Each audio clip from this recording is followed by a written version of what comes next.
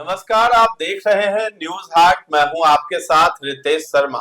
सत्ता, साजिश और सियासत कार्यक्रम में आपका फिर से एक बार बहुत बहुत स्वागत है। आज हम बात करने वाले हैं नीतीश कुमार का नया ठिकाना कहां होने वाला है। दरअसल नीतीश कुमार जो है 7 सर्कुलर रोड में गए थे और जिस आवास में शिफ्ट होने वाले हैं वो संभावना जताई जा रही है कि राबड़ी देवी के पड़ोसी होने वाले हैं। तो अब एक और खबर है कि नीतीश कुमार की सुरक्षा जो है अब ज्यादा तगड़ी होने वाली है। यानी कि जो मौजूदा वक्त में जब मुख्यमंत्री हैं तो जो सुविधाएं मिलती हैं वो सिक्योरिटी उनके साथ रहेगी, लेकिन इसके साथ ही साथ और भी सिक्योरिटी उन्हें दी जाएगी केंद्र की तरफ से। तो इस पर हम चर्चा करेंगे। इसके साथ ही साथ हम बात करेंगे नेता प्रतिपक्ष तेजस्वी यादव की। बिहार छोड़ के अब वो केरल चले गए हैं और केरल में कांग्रेस के खिलाफ जो है अपनी पार्टी को जिताने के लिए चुनाव प्रचार करने उतरे हुए हैं। 3 कैंडिडेट हैं केरल में आरजेडी के, उनको जिताने के लिए उन्हें कांग्रेस से दो चार होना पड़ रहा है और कांग्रेस के खिलाफ वो प्रचार भी कर रहे हैं वहां पर, यानी अपनी पार्टी के कैंडिडेट को जिताना चाहते हैं। इसके साथ ही साथ अब तेजस्वी यादव पर तंज भी कसा जा रहा है। बिहार के जितने भी नेता हैं तो वो तंज कसते हुए नजर आ रहे हैं। इस पर हम बातचीत करेंगे। और इसके साथ ही साथ पवन सिंह जो है भोजपुरी के पावर स्टार कहे जाते हैं, उनको अब बड़ी जिम्मेदारी मिलने वाली है। कौन देगा? भाजपा। इस बात का ऐलान किसने किया है? और कुछ दिनों पहले भी संकेत निरहुआ की तरफ से दिया गया था, तो किसने जो है अब ये बड़ी बात कही है और बताई है कि पवन सिंह को जो है अब बड़ी जिम्मेदारी मिलेगी। इन तमाम मुद्दों पर हम चर्चा करेंगे। हमारे साथ जुड़े हैं न्यूज हाट के managing editor Ajay Kumar Mishra sir और निकेता शर्मा। तो सर, शुरुआत करते हैं सबसे पहले नीतीश कुमार की। उन्होंने एमएलसी पद से इस्तीफा दे दिया, अब वो भ्रमण कर रहे हैं। कहाँ उनका अब नया ठिकाना होगा? पटना में कहाँ रहेंगे वो? देखिए, एक अन्य बार तो मुख्यमंत्री है, इस हैसियत से उनके पास है, अभी तो है वर्तमान में मुख्यमंत्री, और 10 अप्रैल को राज्यसभा की सदस्यता ग्रहण करेंगे। उसके बाद वह रिजाइन करते हैं कि नहीं करते हैं, यह भी बड़ा सवाल बना हुआ है। जैसे तो एक नैतिकता का तकाजा है कि उनको राज्यसभा की सदस्यता लेने के बाद मुख्यमंत्री के पद से इस्तीफा दे देना चाहिए, लेकिन छोड़ेंगे तब संवैधानिक है व्यवस्था कि वह 6 महीना बगैर किसी सदन के, मतलब स्टेट में बगैर किसी सदन के सदस्य रह सकते हैं। विधान परिषद के सदस्य थे, जिससे उन्होंने इस्तीफा दे दिया पिछले दिनों 30 तारीख को। तो अब किसी सदन के, बिहार के किसी सदन के वो सदस्य नहीं, राज्यसभा के सदस्य बन जाएंगे। अब नैतिकता का तकाजा कि वह मुख्यमंत्री पद से इस्तीफा देते हैं या जो संवैधानिक व्यवस्था है उसके तहत 6 महीने तक मुख्यमंत्री की कुर्सी पर बैठे रह सकते हैं। ये एक बड़ा सवाल अभी गूंज रहा है, लेकिन जो राजनीतिक गलियारों में चर्चा है उसमें चर्चा है कि राज्यसभा की सदस्यता ग्रहण करने के बाद नीतीश कुमार जी मुख्यमंत्री पद से इस्तीफा दे देंगे। अब भाजपा की जवाबदेही बनती है कि वह किसको मुख्यमंत्री चुने, है ना, और नीतीश कुमार से सहमति ले। अब इस सहमति की बात हमने आज कही फिर, तो ये जो है गिरिराज सिंह केंद्रीय मंत्री हैं, भाजपा के फायर ब्रांड नेता हैं, वह पटना एयरपोर्ट आए हुए थे कि एनडीए मिल बैठकर तय करेगी और उसमें नीतीश कुमार जी से सहमति ली जाएगी, तभी जो है तय होगा। अभी कोई नहीं कह सकता कौन होगा। तो अब है कि उनका नया निवास होगा तो मुख्यमंत्री पद से इस्तीफा दे देंगे, तब एक अन्य मार्ग में तो रहेंगे नहीं, क्योंकि वह मुख्यमंत्री के लिए निर्धारित है। पहले भी जब इन्होंने मुख्यमंत्री की कुर्सी पर बैठाया था जीतन राम मांझी को 2014 में, तब भी वह जो है ना 7 सर्कुलर रोड में चले गए थे, वहीं रह रहे थे। तो इसलिए जो है या उसको जो है 7 सर्कुलर रोड को जो है खाली है, अभी तक रखा गया है, खाली है। उसमें मंगलवार को मुख्यमंत्री गए थे निरीक्षण करने, उसी में शिफ्ट होने की संभावना है। हाँ, संभावना है, और उनके साथ उनके अधिकारी भी गए। क्या व्यवस्था होगी, क्या कमी है, क्या खामी है, जो अधिकारियों की इनकी टीम वह भी गई थी और सबों ने मिलकर उसका निरीक्षण किया। तो अब संभावना है कि चूंकि 7 सर्कुलर रोड जो है मुख्यमंत्री नीतीश कुमार के लिए लकी रहा। 14 में वह भाजपा से 7 अलग हो नंबर गए। जो है उनके लिए बहुत हाँ, लकी है। वह जो है 14 में भाजपा से अलग हो गए थे, उसका चले गए लालू जी के साथ। 15 में लालू जी के साथ चुनाव लड़े और बम्पर मेजोरिटी उनको आई, मतलब महागठबंधन को, फिर मुख्यमंत्री बने। वही 7 सर्कुलर रोड, इसीलिए 7 सर्कुलर रोड को वह लक्की मानते हैं। हाँ, इसीलिए वह वहां जाएंगे। अभी तक जो है 10 सर्कुलर रोड की चर्चा होती थी, इसलिए वो राबड़ी आवास था। लालू जी वहां रहते थे, वहां से राजनीति की धारा, विचारधारा बदलते रहती थी, है ना। विचारधारा का मेरा अभिप्राय ये है कि जो कट्टर विरोधी थे नीतीश कुमार, उनको भी 10 सर्कुलर रोड से लालू प्रसाद जी ऐसा देते हैं गुरु मंत्र कि बदल कर वो एनडीए छोड़कर चले आते थे महागठबंधन में। इसीलिए अब विचारधारा, तो इसी तरह राजनीतिक धारा इसी सिलसिले में हुआ, धारा भी बदल देते थे। कहाँ भी एनडीए की सरकार चलते रहती है, पट से वह महागठबंधन की सरकार बनवा देते हैं। वही 10 सर्कुलर रोड की खासियत है। तो अब 7 सर्कुलर रोड की भी चर्चा होगी, जहां नीतीश सुरक्षा कुमार जी को रहे। लेकर के क्या है, नीतीश कुमार की जो सुरक्षा बढ़ने वाली है, जो हाँ, एसएसजी इसलिए अब चर्चा में आएगा। मात्र 200-250 मीटर की दूरी पर है सब, बगल में है एकदम। पहले तो एक अन्य मार्ग से जो है जाना पड़ता था 10 सर्कुलर रोड, थोड़ी दूरियां भी थी, लेकिन अब तो आसपास में रहेंगे, हो गए हैं, पड़ोसी हो गए, पड़ोसी हो जाएंगे। हाँ हो जाएंगे। तो ये है। और सिक्योरिटी का जो सवाल है कि मुख्यमंत्री हैं, इनकी सिक्योरिटी बहुत जबरदस्त है।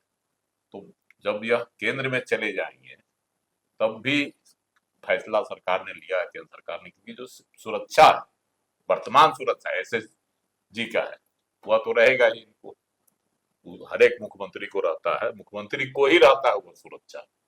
जब मुख्यमंत्री पद से व्यक्ति रिजाइन कर देता है या हट जाता है तो वो सुरक्षा दूसरे मुख्यमंत्री को चला जाता है, लेकिन इनको वह सुरक्षा मिलते रहेगी। एक तो ये होगी विशेष सुरक्षा, दूसरी है कि जेड प्लस की भी सुरक्षा इनको मिलेगी। केंद्र की तो स्टेट गवर्नमेंट की हुई एसएसजी, और केंद्र की भी सुरक्षा इनको जेड प्लस की मिलेगी। तो इनकी सुरक्षा में कहीं से कोई कमी नहीं होगी, इसमें और विस्तार ही किया जाएगा, पुख्ता किया जाएगा उसको। ये सब सुविधाएं इनको मिलेगी 7 सर्कुलर रोड। और मनोज तिवारी भी जैसे कि आए थे बिहार दौरे पे, तो उनका भी यही कहना था कि 10 अप्रैल तक मतलब लोगों का इंतजार करना है। लोगों को 10 अप्रैल को जो है भाजपा अपना जो है नया मुख्यमंत्री का नाम जो है वो बाहर ला सकती है, क्योंकि लोगों का कहना है कितने सारे नाम जो है सामने आ रहे हैं, नित्यानंद राय का या दिलीप जायसवाल के बहुत सारे नाम है जो सामने आ रहे हैं। तो इस पर आज बहुत लोगों ने उनसे सवाल भी किया दौरे पर जब आए, तो मनोज तिवारी ने भी यही कहा कि इस पर अभी ये बोलना किसी भी कंफर्म नाम को ये अभी उचित नहीं होगा, गलत होगा, लेकिन 10 तारीख तक बस इंतजार करना है लोगों को। और भाजपा जो अपने नए नाम से भी, नए चेहरे से भी सबको चौंका सकती है, जैसे उसका इतिहास रहा है वो करते आए। लोग सोचते अनुमान लगाते किसी और का, लेकिन सामने जो है वो चेहरा कोई और भी आ जाता है। तो ये एक दिन जो है वो खास है। चलिए, भाजपा की ही बात हो रही है तो पावर स्टार जो पवन सिंह है, फिर से भाजपा उन्होंने ज्वाइन कर लिया है।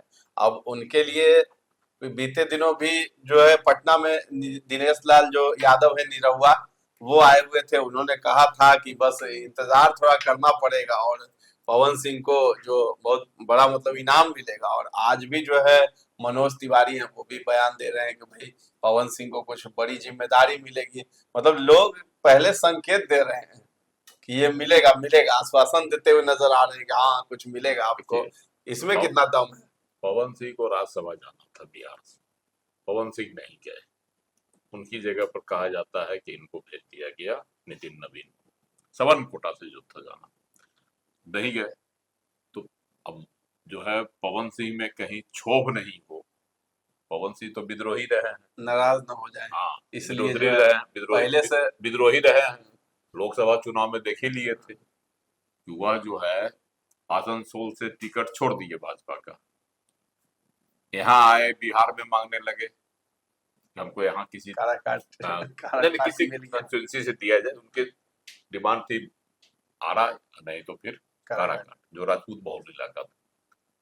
यहाँ से तो आर के सिंह के सवाल ही नहीं उठता था आरा से मिलने का, और काराकट से लड़ रहे थे उपेंद्र कुशवाहा, एनडीए से, अपनी पार्टी से, आरएलएम से। तो वहां भी नहीं मिलता, चूंकि गठबंधन के सदस्य थे।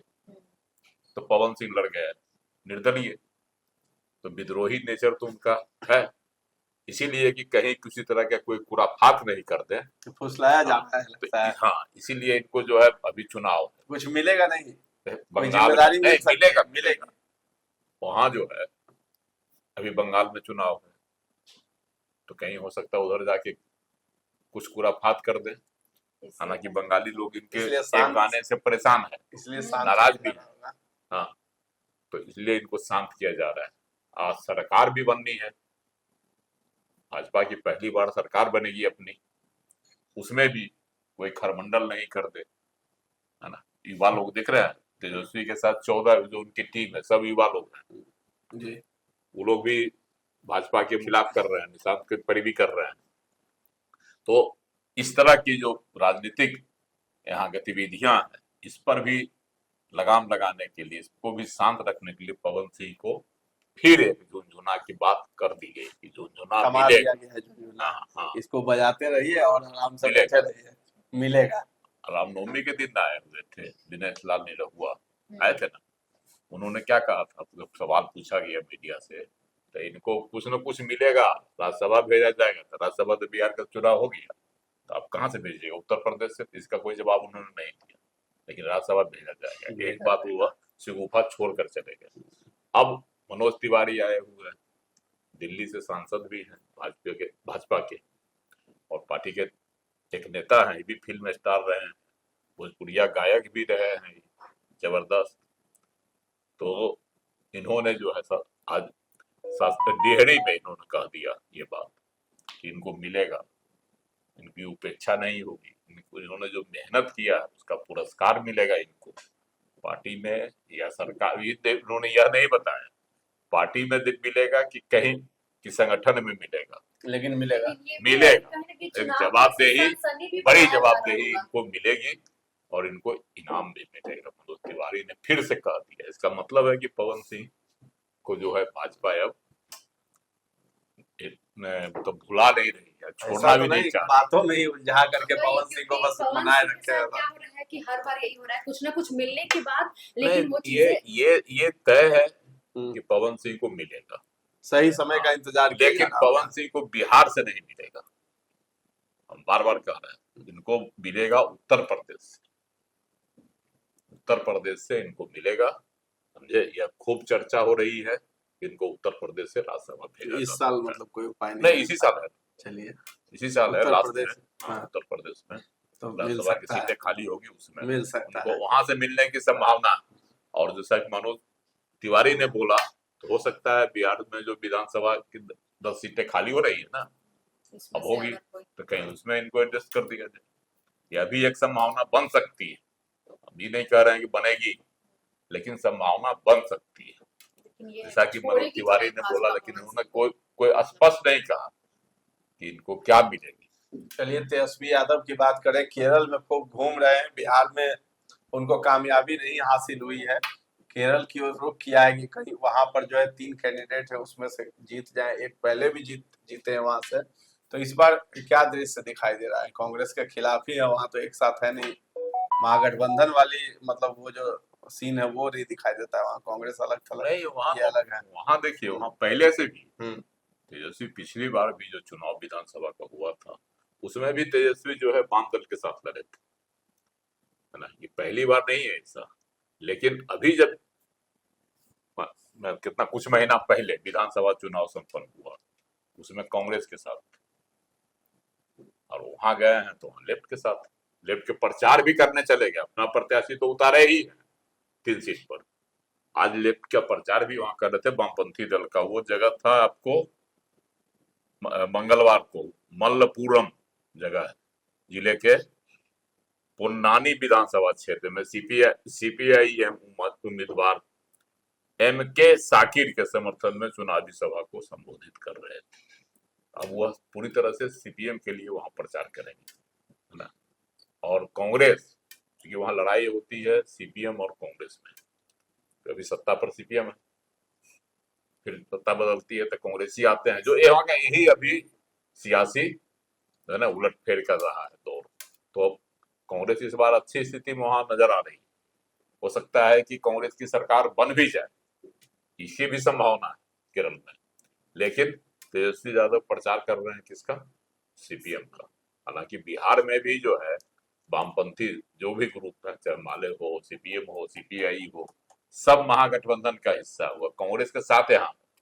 लेकिन केरल में दोनों कांग्रेस और अलग सीपीएम अलग अलग लड़ती है, इसलिए तेजस्वी यादव वहां चुने हैं। लेकिन कांग्रेस को तो कहीं न कहीं राहुल गांधी को तो इससे धक्का लगा ही है कि जो तेजस्वी यादव उनके साथ, याद होगा जब वोट चोरी वाला मामला हुआ था, एसआईआर वाला जो बिहार में हुआ था, उसमें इनके साथ पूरे राज्य में घूम गए, और घूमने के बाद जो है एक मंच पर दोनों दिखाई पड़ते थे, एक साथ निकलते थे दोनों, और वहां जाकर तुरंत बदल गए। यही क्षेत्रीय दलों की का चरित्र है, उस राज्य में उसके साथ, उस राज्य में उसके साथ।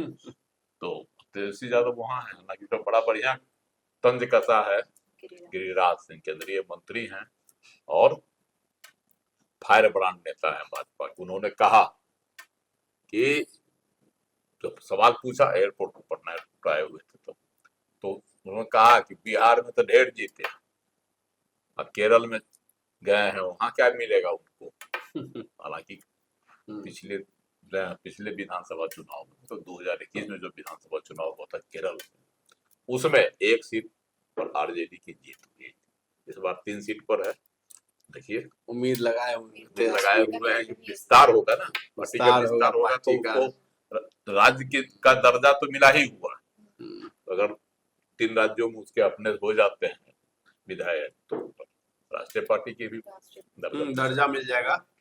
तो तेजस्वी सफल होंगे, लग रहा है वहाँ पे सफल होंगे। वाम दलों का वहाँ अच्छा खासा समर्थन है, हो भी सकते हैं। और उसके वोटर्स हैं। मतलब ये एक राजनीति होगी, क्योंकि जिस तरीके से बिहार में ऐसे चुनाव हुआ तो उन लोगों का तो अलग से पहले से ही मनमुटाव चल ही रहा था, तो उनका कहीं ना कहीं ये भी अंदर का राजनीति हो सकता है कि धीरे धीरे करके अपनी पार्टी को बढ़ाए, क्योंकि पता है कि महागठबंधन जो है कांग्रेस और जो राजद का है, जो कभी भी टूट सकता है।